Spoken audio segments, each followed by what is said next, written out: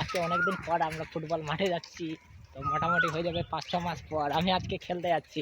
তো তোমরা দেখে এটা শেয়ার করলাম, দেখি খেলাধুলা করে অনেকদিন অফ ছিল, পারি কি না খেলতে।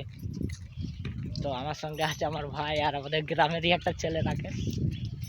তো মাঠে গিয়ে দেখা হচ্ছে, এখন স্কিপ করে দিচ্ছি ভিডিওটা।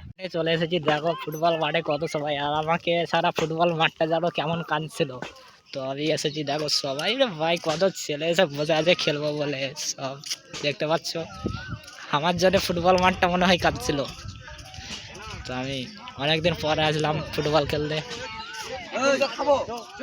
জানি না পারবো কি খেলতে। এখন পোশাক খুলবো অনেকদিন পর, দেখি ঠিক আছে রাখিয়েছিলাম এই যে আমার কাটাকুচি আছে।